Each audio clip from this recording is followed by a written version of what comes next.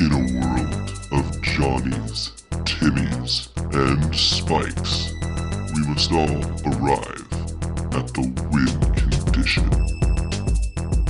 Pirates are bad. No one's gonna worry if a pirate dies. You know, Sultai rises again, right? Right, the proverbial next time, like months from now. It's Dino Tech.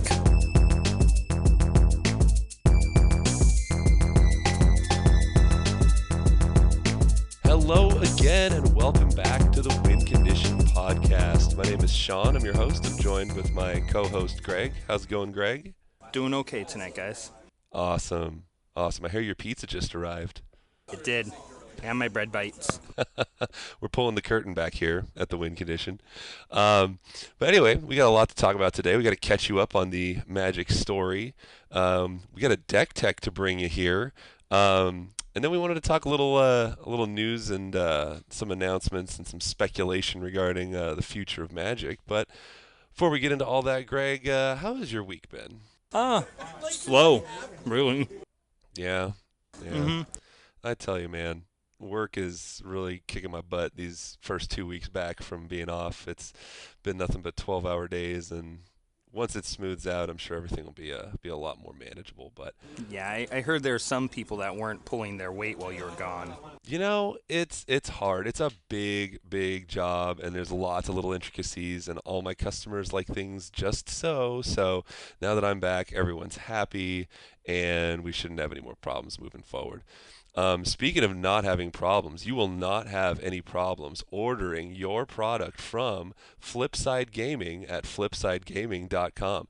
Head on over to their website and order any Magic or other gaming products that your heart desires.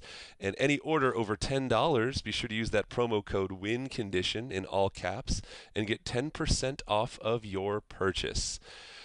The proceeds will help to fund our future show giveaways. And at the end of this episode, we are going to announce our next giveaway. So stay tuned.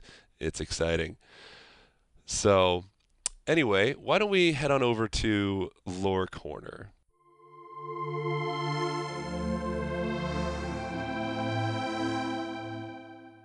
We've got 2 weeks of story to catch you up on, so we will do our best to be efficient and cover all the necessary details for you.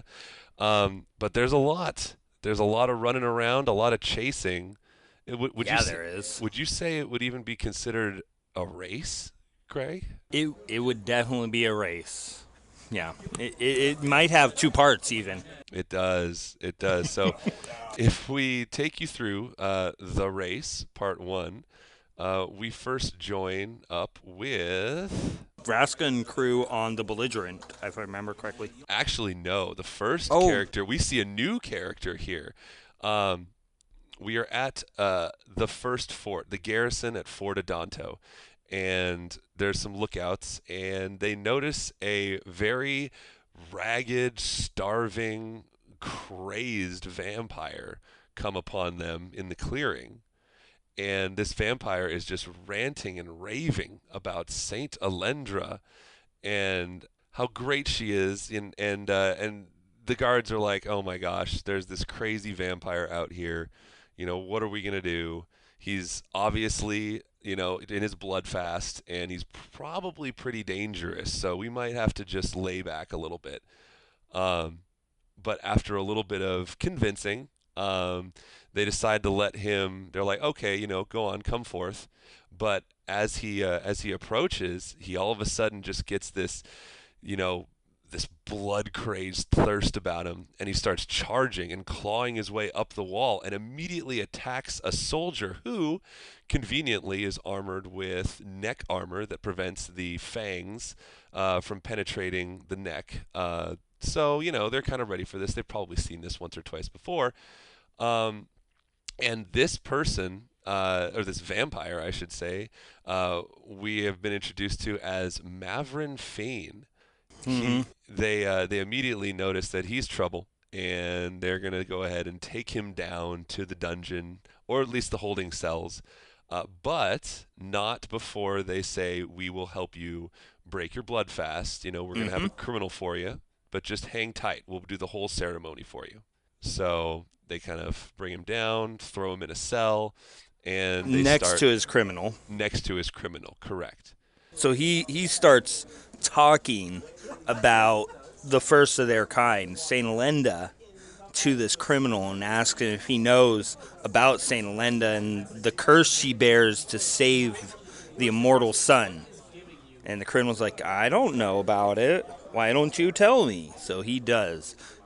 Saint Elenda was a human, and she was there when the immortal sun was stolen by a giant winged beast. Dun dun dun. Right?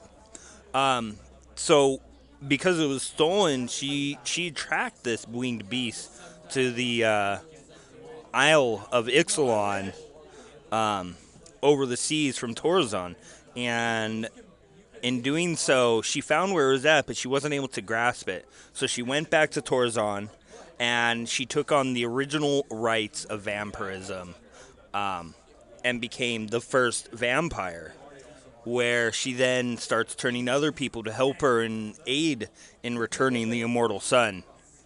And that kind of starts us off towards what's going on there. Now, while he's talking about this, he gets more and more crazed, and he notices that there's a little bit of a gap in the wall. And, well, he's just so hungry. He tears through the wall, destroying it, and just charges for this man's throat and drains him within minutes, staining his armor in blood. He is able to satiate his thirst for blood, and what's kind of funny is the guards come back, and instead of saying, "What have you done?" they go, "Oh, sorry, dude, we weren't able to do the whole ceremony for you, but hey, all's good," because Mavrin jumps up and looks at them, and he's like, "Oh, yes, quite well, everything." He completely changes into like a normal civil being, and you can see just the change. Yeah, the comparison between vampires on their blood fast and when they actually have satiated their thirst. And as we know, vampires on Ixalan only eat the criminal, the quote-unquote sick, and so are pious in their practice, so to speak. Mm-hmm. So anyway, so that's Maverick. He also mentioned something about his navigation tools being broken. And he didn't need them. Yes, he keeps on saying, "I have no need for them. I am drawn by the power of Saint Elenda herself." So anyway, then we move on and we start seeing another vampire, and this vampire is Vona. Originally, she is known as Vona of Iedo, and she develops the name Butcher of Magan. And Vona was early on in her life, she went to church, she did all the things that she needed to do, but she always had this thirst for more. Like, she didn't want to just be the pious vampire that only she had thirst. Yes. That was unquenchable. Yes. Yeah. So she immediately decided that, being taking part in the Legion of Dusk, she was, granted the ability to hunt down other pirates of the Brazen Coalition and, satiate her murderous thirst by killing these pirates. Because obviously, pirates are bad. No one's going to worry if a pirate dies. And it was just free fodder for her to go and pursue her own interests. But she was always a conqueror, but in the end, she was a hunter. Always wanting to go around and kill people. She actually ended up hunting her own people of the land she was given after everything was calmed down on the plain of, the Isle of Torzon. That's true. Continent of Torzon, sorry. There you go. So Vona and her crew are sailing, and they come across the belligerent. And she says, "Well, look at these pirates. They're going to make an excellent dinner for me and my crew. let's get after them. We're obviously going to be more powerful than them. Let's take it. And as they get close to, go ahead. But as they get closer and closer, a storm grows between the two ships. As they look to the beach, they see a pair of merfolk waving their hands wildly, well, semi-wildly. Oh, those darn merfolk. Right? We know them as Tishana and Kumena. They are like, what the heck is up with this storm? Well, they're hungering. They need to get to the belligerent, but they just weren't able to. And both of the ships slam against the reef and are destroyed. Yep. As she comes out of the ship, she sees her crew dead or dying or trying to get back to the beach, whatever it may be. And she's just hungry. So anything she can find to eat is what she wants. And she finds this other pirate washed ashore. And so she starts kind of approaching him, and he kind of sees his imminent doom. And she says, do you recognize the sovereignty of Saint Elenda and the Legion of Dusk? Of Queen Meralda, that's right. And in a desperate effort to save his life, he goes, yes, I do. And then she basically goes, okay, well then you know that we kill pirates, and proceeds to kill him and feast and, continue to be the butcher that she is. So she's real nasty. She really doesn't care too much for rules or regulations, but all she really cares about is feeding her own personal desire. So yeah. So that's Vona. And then we come across our blue illusionist mind mage friend, Jace. I don't know if he's our friend. Well, he's my friend now that he's a lot cooler. Okay. I'll give you that. He is cooler. Okay. So he swims ashore. He and Vraska kind of reunite. And so they're looking around going, where, what's going on? We're on this shore, and this storm just came out of nowhere. Like, what the heck? And Jace is like, well, this storm, somebody started that. Yeah, this storm was conjured by something. So there's obviously more people here.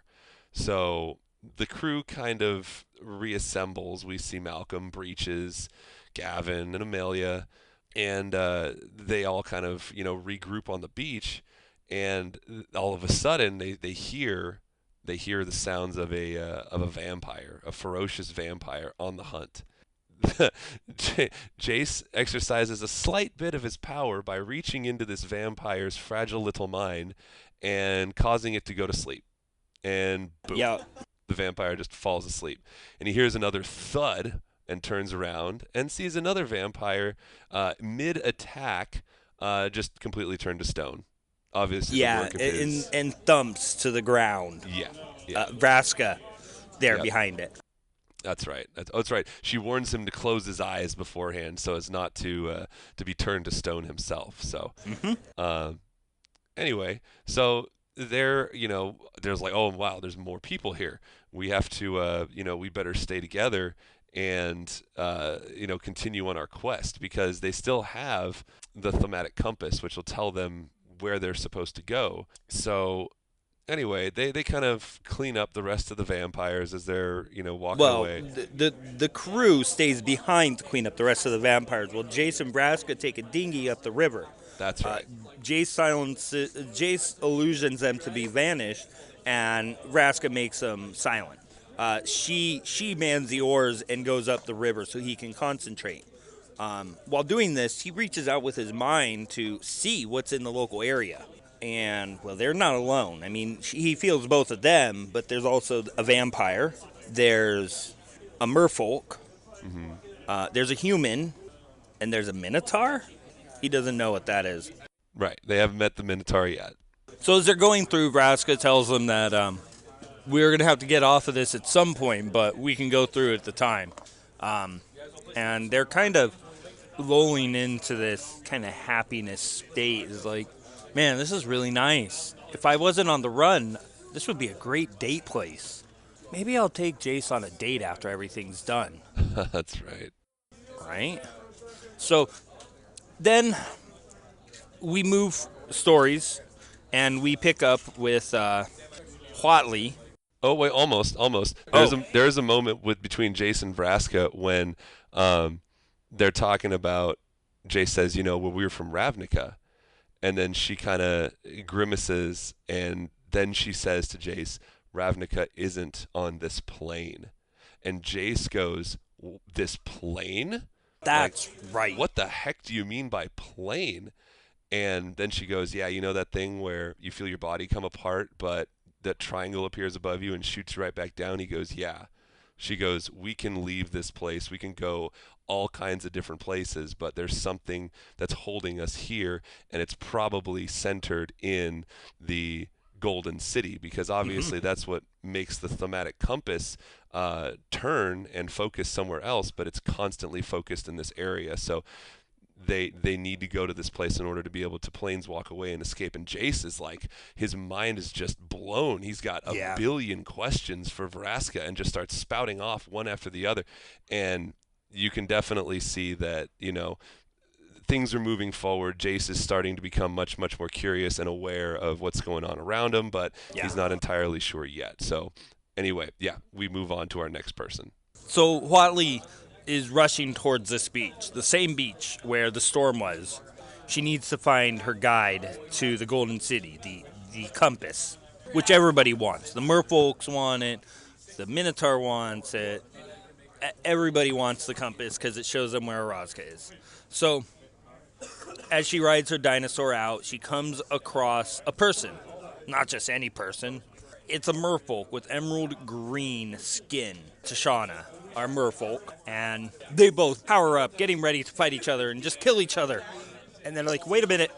Whatley's like, I don't want to attack you. I just want to save my people and go to Orazca. And Tashana's like, oh, okay.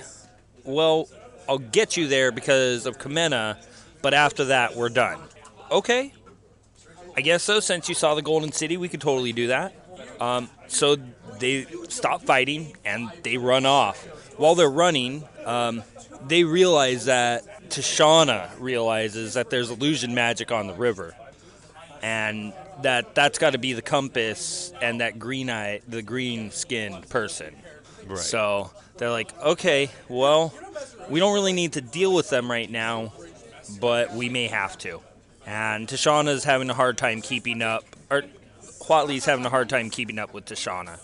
So they're running off to fight Kumena. And that ends the race part 1.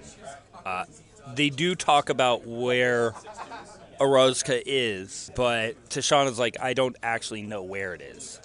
So then, yes, in the race part 2, we join back up with Vraska.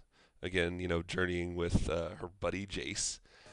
More than buddies, if you ask me. So they're on their little boat. Vraska starts to sing, and she starts singing about an old Golgari hymn. Yeah. So, kind of reminiscing in her old Ravnican Golgari days. And, Jace is, he's like, well, because the song's all about, decay and rot and all this stuff. And Jason's like, that's a cheery song.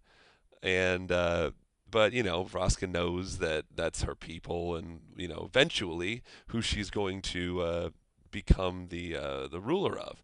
So, anyway, they keep going, and it's just, they're trekking, sharing little bits and pieces here and there. In this, he kind of reaches out his mind. He feels the birds around, and he's like, man, I could break their minds so easily, but I don't. It's just like Vraska singing a song. He thinks to himself. And Vraska thinks to herself, it's like, this guy listened. Yeah. Even if he doesn't like me, I can trust him. He is a good person, no matter what. And that she didn't need another person to make her complete, and that she could be who she was. And he was the validation that she needed, and she kind of grew from that. And she was really upset about what had happened to Jace, and in quote, she says in her mind's eye, Vraska couldn't wait to petrify whoever had stolen his memories. Yes. Yes, Yeah. that's right. Yeah. So they're definitely getting some good quality time together and learning to become real good partners. Something that we never would have ever even imagined seeing. Sultai rises again, right?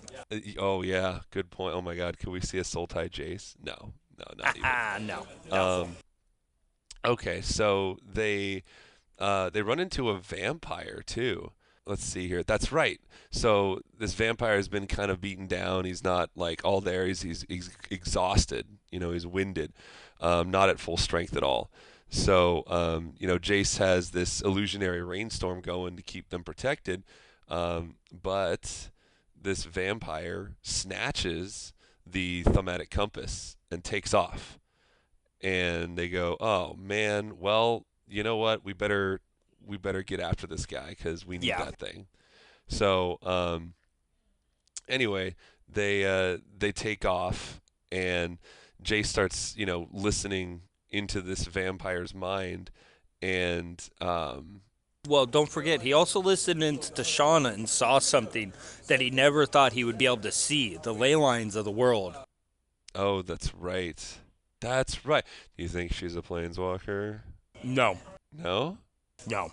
You just think because she's a merfolk and she has that connection, she's able to make that? I mean, remember, Nissa was able to do that on Zendikar before her spark.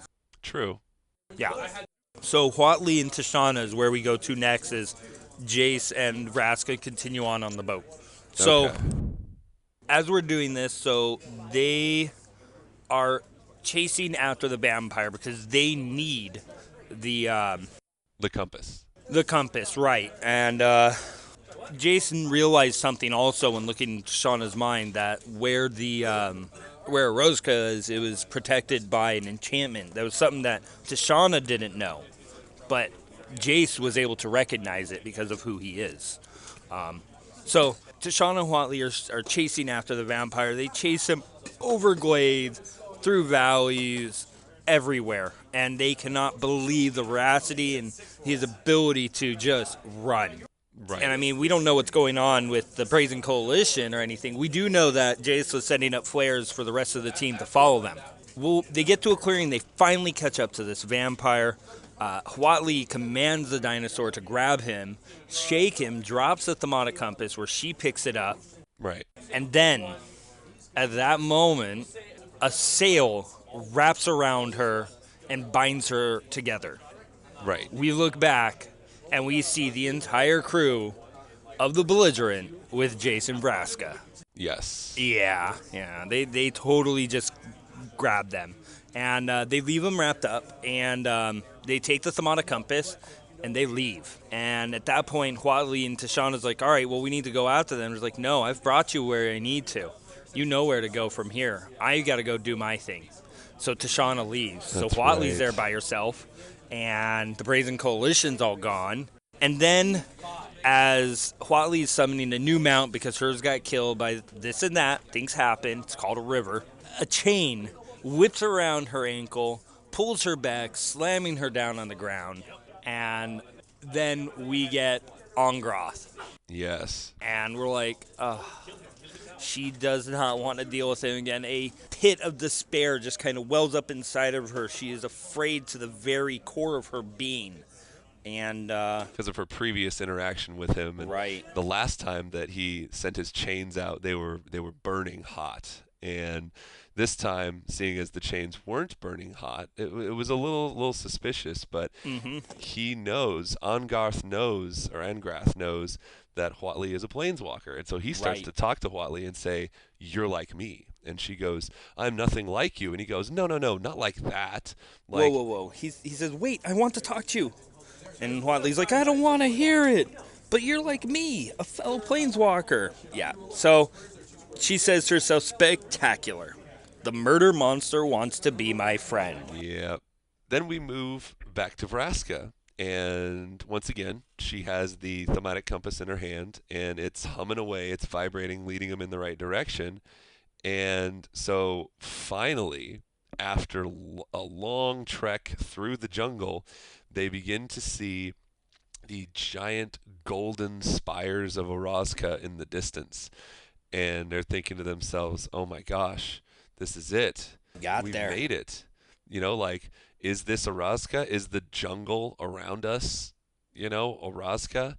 And another little funny line here. Jay says to Vraska, I think it's something that's not supposed to be here. And they're referencing the immortal sun. And Jay says, something introduced it to this world.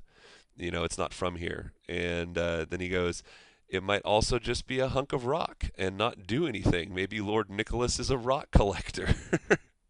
Yeah. And Vraska goes, I honestly wouldn't put it past him. He strikes me as a man with weird hobbies. So a little bit of comic relief there.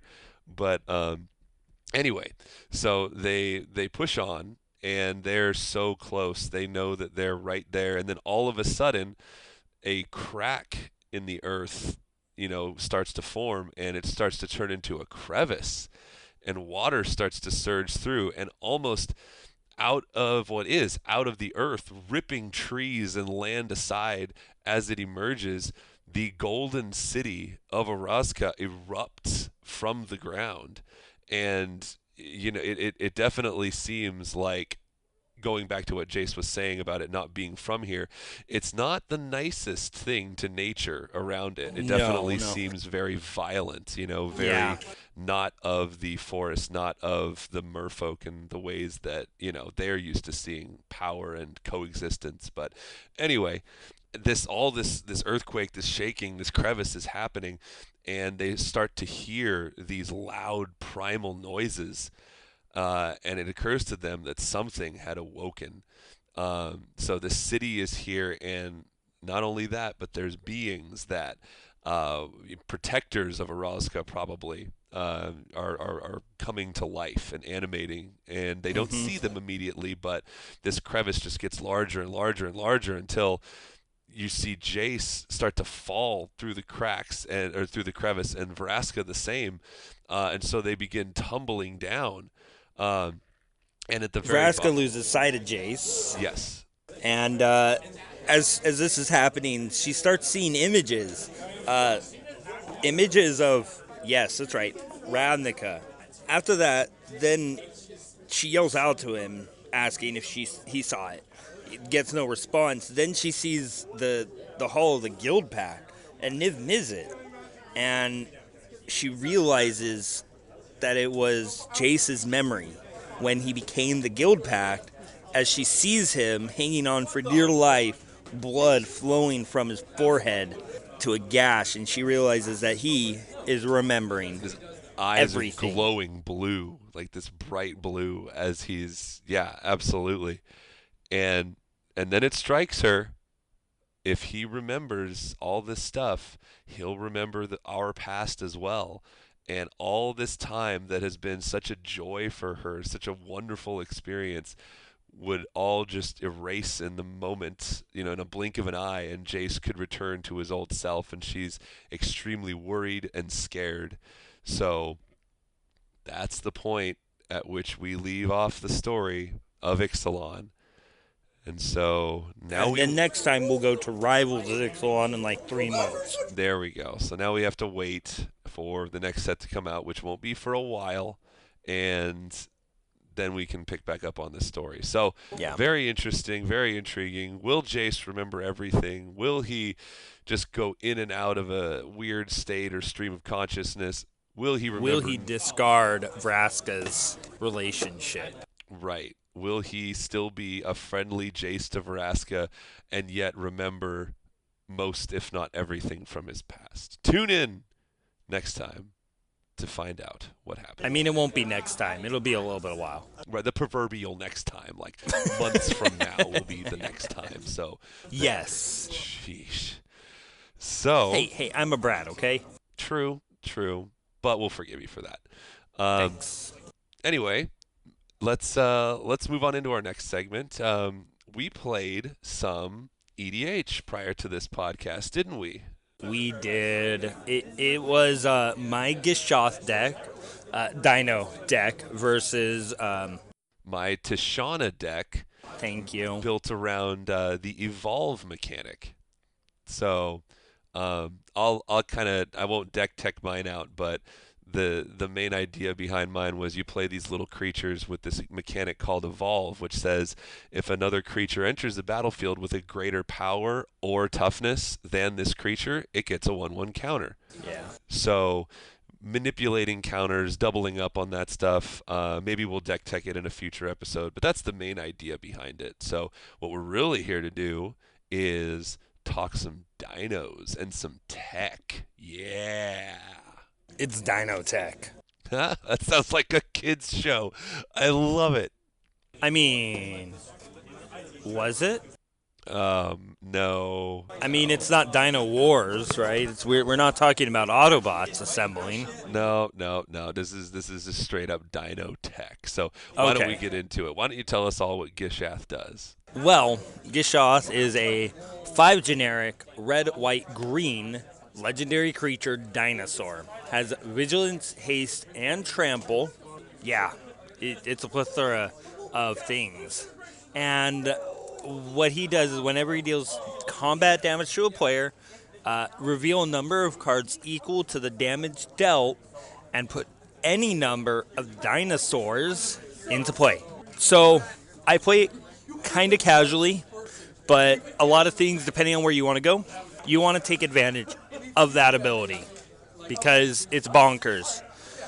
Especially if you can get double strike on him, hit in for like 14 and look at the top 14 cards and put out any number of dinosaurs. So why don't we start out with that? What gives Gishath double strike?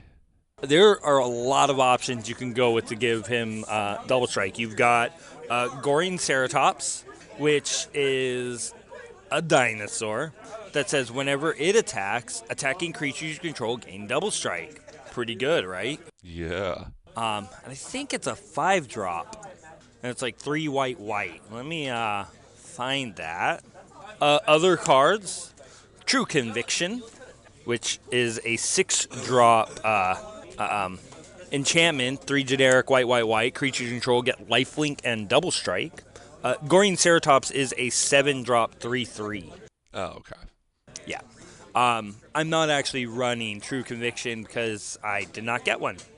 Another one, this is Sweet Tech, a Johnny, Color of the Pride, which the -3 on him is target creature gains flying and double strike until end of turn.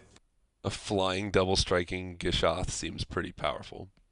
Right? So those are just a few of them. I mean, you have other options, things like Fire Shrieker if you want to go with equipment, because you can play with a lot of cards that search up equipment or attach them. Things like Sigarda's Aid or not. Right. Quick question. Did you find at all that you had to cut things because of the saturation level of the dinosaurs in your deck, or are there not enough dinosaurs to really bring that problem to you that you did need to find other ways to fill the deck out? A lot of the dinosaurs that I have in there feel lackluster because most of them are commons and uncommons. Now, the very few rares are good, but there's a lot of dinosaurs I'm not running because they just don't do anything. Colossal Dreadmaw, Charging Monstrosaur, I'm not running them because I wanted to run other cards that worked with enrage triggers, things like Pyrohemia. Okay, well, what's probably one of your best enraged dinosaurs that you just feel good when he hits the battlefield? See, I think Bellowing Aegisaur is my favorite. And what does Bellowing Aegisaur do? It is 5 generic and white, 3/5 with enrage, and it says whenever it is dealt damage, put a 1/1 counter on each other creature I control. Oh, nice. Right? But you accompany that with something like Pyrohemia, where you're like, okay, Pyrohemia for 1 red. If you don't know what Pyrohemia is, it's a 2 generic red enchantment that says pay a red and deal damage to each creature and each player. If there are no creatures in play, sacrifice Pyrohemia. So it's almost like a pestilence, but in a different color. Exactly what it is. But if I have those 2 on the board with Bellowing Aegisaur, I get to pay 1 red, my team gets +1/+1, and none of them die. And I get to do it again.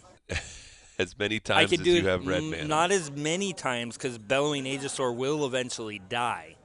But then you pair that up with another enchantment that's in green called Rites of Passage, which is two generic and a green. It says whenever a creature is dealt damage and survives, so it can't die, it gets a 1/1 counter. So then, if you have both of those out, you could pretty much stack the triggers and do as much damage as you Go to whenever want. I don't have any red mana. Yeah. There you go. Wow, that's nice.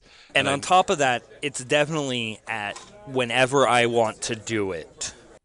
So there's quite a few enraged creatures in this deck. I know of one, so I'll talk about the one that I know, and that's Ripjaw Raptor, which is a 4/5 green dinosaur for 2 and 2 green, and it says enrage. Whenever it's dealt damage, you get to draw a card. Yeah, it's pretty good. So, although personally, I'm a huge fan of the Ranging Raptors. And Ranging Raptors are? The Ranging Raptor is the 3-drop 2/3 that whenever it's dealt damage, you search your library for a basic land card and put it onto the battlefield tapped. So it seems like if you have multiple dinosaurs with these valuable enraged triggers, just doing 1 damage to your team can give you such incremental value. Am I right? Yes. It does do a lot for me. And then I'm running a lot of Anthem effects so that I don't have to have my creatures die when they enter the battlefield due to other effects, or just make them bigger so I can do damage to them. Right. But there's other cool cards, enchantments mostly, because the bread and butter of the deck is in enchantments. Going way back to the Weatherlight set, I'm running Aether Flash. Amazing. What does Aether Flash do? It's 2 generic red enchantment, and it says whenever any creature enters the battlefield, Aether Flash deals 2 damage to them. So you over there may be playing a Avenger Zendikar for 14. I was like, sure, go right on ahead. There's an Aether Flash in play, though, so you know. And then I get to do 2 damage to every creature entering the battlefield. So all your little tokens that your Avenger Zendikar spawns will immediately die. Yeah. However, that Ripjaw Raptor you just played will draw you a card immediately. Or the Ranging Raptors will search you a land, or your Snapping Sailback will get a 1/1 counter, or your Bellowing Aegisaur will put a 1/1 counter on your entire team.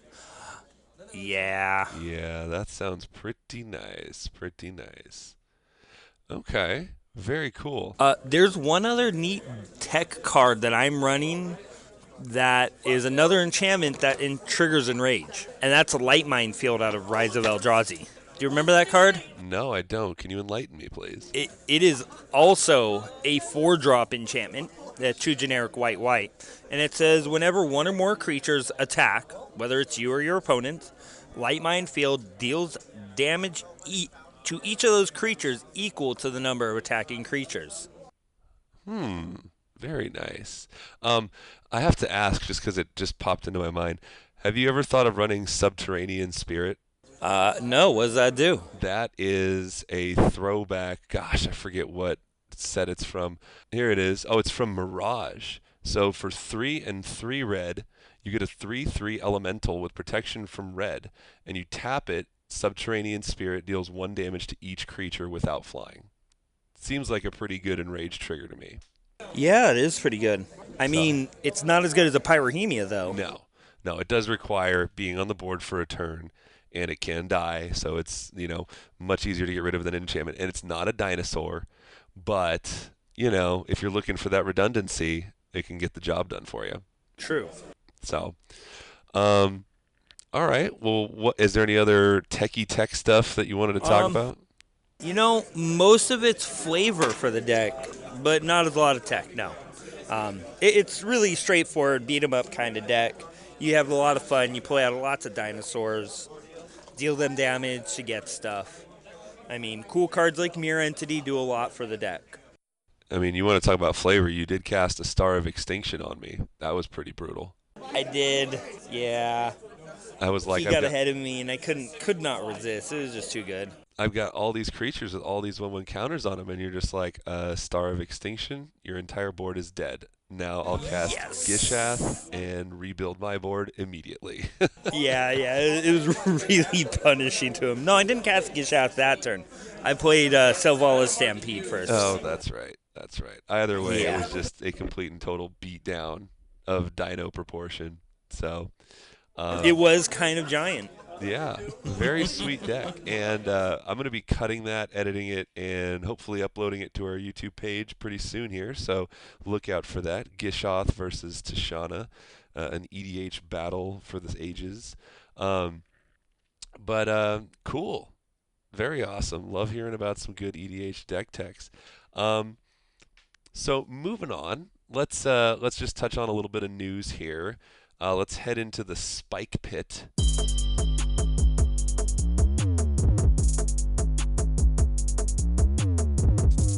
Oh, as we're in the Spike Pit, did you hear about that ban and restricted announcement? Oh my gosh, all the changes that were made? All of them. The none. The none. No changes to the banned and restricted list. It was kind of a surprise, honestly. Yeah, I know there's people clamoring for things out of Death Shadow and Modern and other such things, but to be honest, I don't really see any one deck becoming so oppressive such that no one even wants to play a different kind of deck. It's not an Aetherworks Marvel, it's not a Saheeli Cat combo, it's not Emrakul. Like, people are playing decks that are fun and they're winning. Yeah. So why mess with that? So good job, Wizards, on not tampering with what's not broken. So for once. Well, yeah, we're not going to go down When we that talk rabbit about hole. that, they did tamper with something that was kind of broken, but not completely. Which is MTGO. Oh, tampered with. How so? I mean, they're replacing it in a lot of people's minds with Arena. Yeah. Let's talk about that for a minute because. Go ahead. I just said I understand they need to have that advancement so that they can have a system to combat against things like Hearthstone. Thank you. Because Hearthstone's really beating this up right now. And they just want to be able to have a format for digital play that people want to play. Right. I can't blame them. It's a great idea. But a lot of people are really, really worried that it's going to replace MTGO. Mm-hmm. And I think that I 100% believe them because, the world is based on progress and, companies are based on profit and everyone wants to keep with the times. And I really don't see it as a problem for Hasbro to see MTGO evaporate.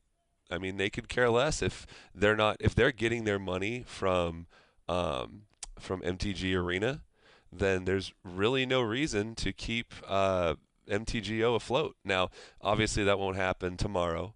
No. They won't be able to support Legacy, Vintage, or even Modern in the foreseeable future.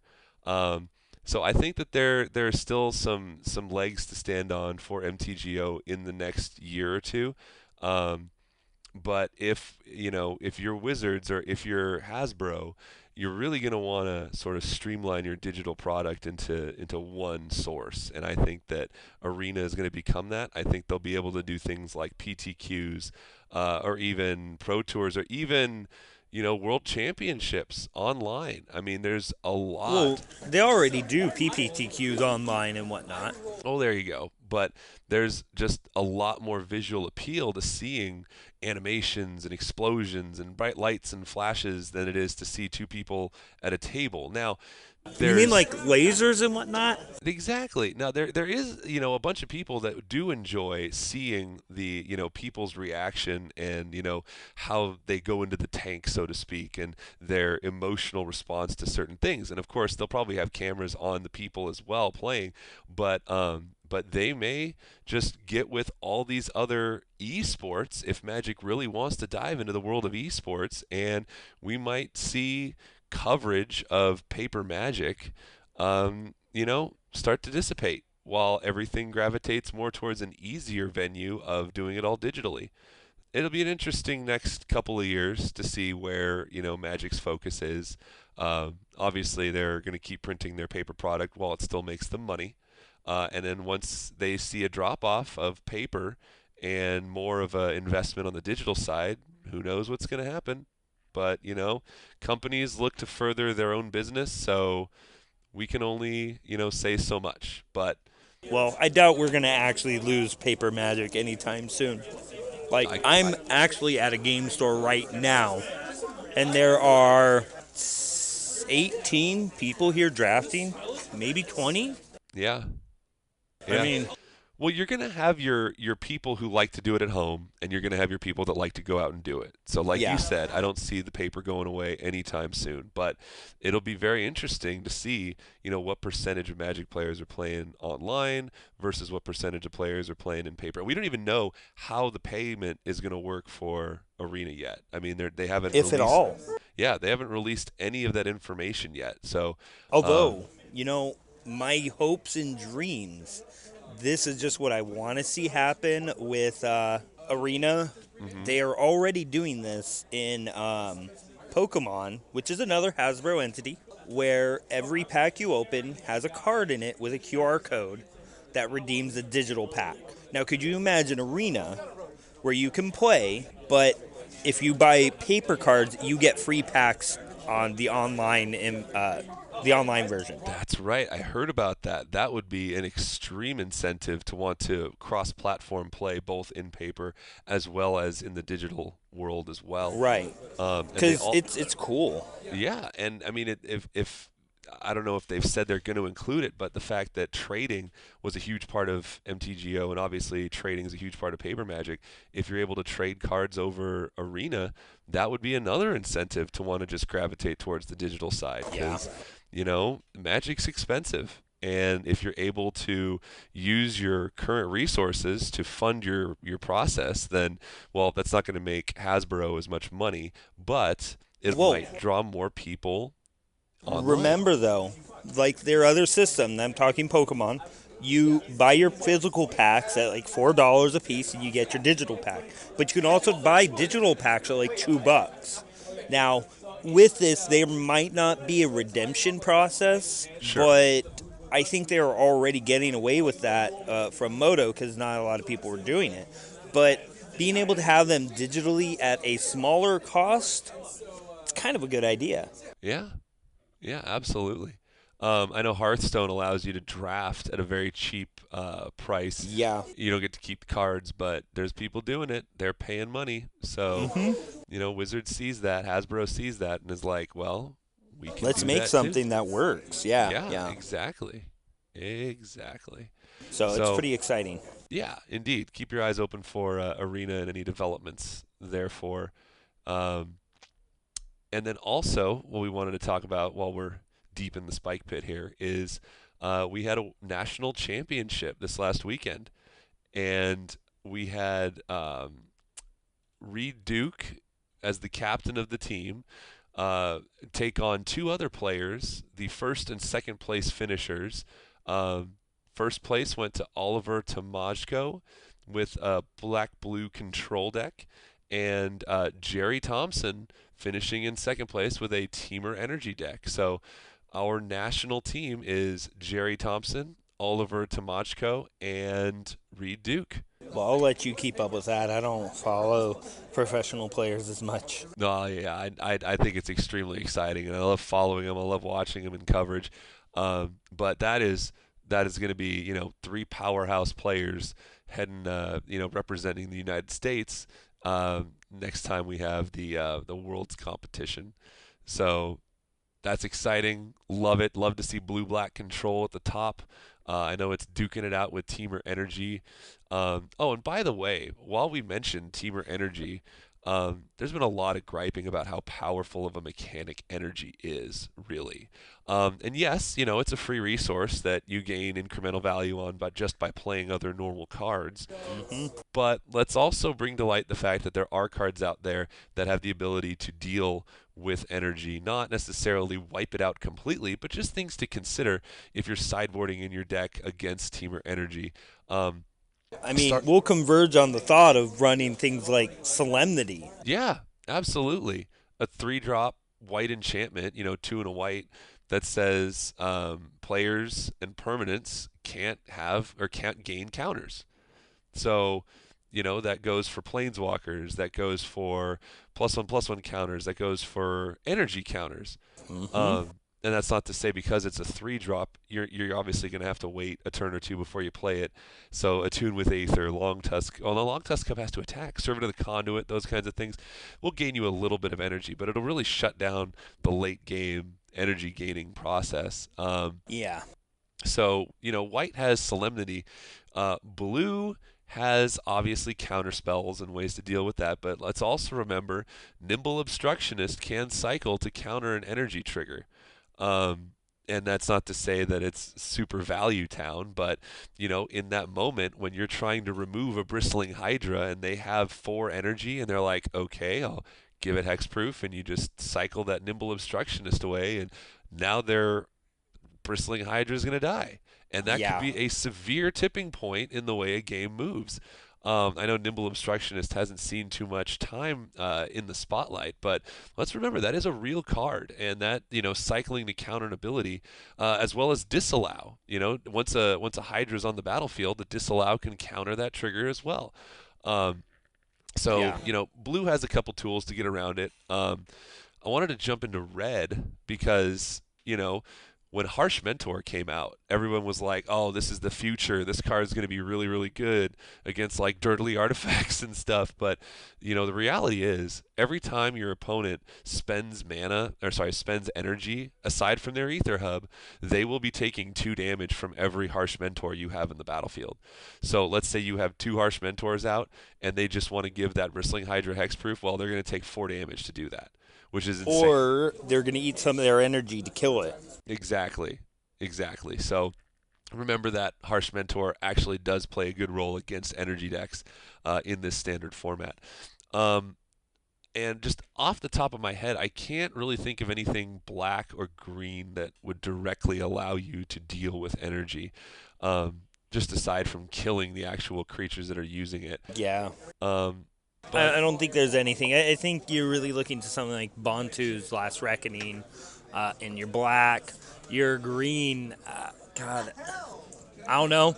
Maybe a Bristling Hydra. Yeah, I know, right? You have to fight energy with energy, but therein lies the problem. You got to fight fire with fire. But anyway, I just wanted to send the word out to keep people aware that you need to innovate. There are ways around certain things. I know it might not be the most efficient way, but if you do or are able to counter something at the correct moment, it can make a complete blowout in these games. Yeah. Keep your heads up. Energy is not going to kill us all if we don't want it to. But yeah. Keep all that little tech in mind there. Well, that's going to bring us pretty much close to the end of the episode. Before we get out of here, we wanted to mention a few things. Number one, remember, this show is sponsored by FlipsideGaming.com. Head on over to Flipside Gaming, order any of your gaming products, Magic products, and use that promo code WINCONDITION in all caps to get 10% off your purchase, which will help us fund future show giveaways. Speaking of giveaways, Greg, I know this wasn't rehearsed, so brace yourself. I don't know. I don't have anything to hold on to. Hold on to your pizza, because we are going to be giving away a Torrential Gear Hulk. And the way that you can win this Torrential Gear Hulk is by going and subscribing to our YouTube channel. Our YouTube channel is very new. It's only a couple weeks old, but we are starting to post episodes there. We're starting to post some videos with a whole lot more content to go. I think I'm going to upload a couple of my older videos too, including just some random stupid funny ones. But anyway, head on over to playing your kids? No. I made this stupid video during the Cons of Tarkir block where do you remember in the 90s the old "What up" commercial? Yeah. Okay. I don't know if I showed you this video yet, but I did a Cons of Tarkir parody where it has that audio. You're going to have to go and we'll check save it. Save it for our people so they can listen to it. But of course, you can find it at... Yeah, you can find it at, if you go to YouTube. I'll post the link in the show notes, but if you go to youtube.com and you search up The Win Condition, you'll scroll down for a minute, but you'll find our logo, you'll find our channel, and you'll find our videos there, and go ahead and hit the subscribe button, and you will be entered in our contest to win a Torrential Gear Hulk. So, all that being said, Greg, why don't we tell them where to find us? Well, you can find me on Twitter at NoobSlasher2003. And you That's can NOOBSLASHER 2003. Perfect. And you can find me at MTG_Sean. You can find the show at The Win Condition on Twitter again. You can email us at thewinconditionpodcast@gmail.com. Check out our Twitch channel at twitch.tv/teamwincondition. And that'll be it for this week, Greg. Yeah. Thanks again. Always a pleasure. We will talk to y'all next week. Have a good weekend, guys.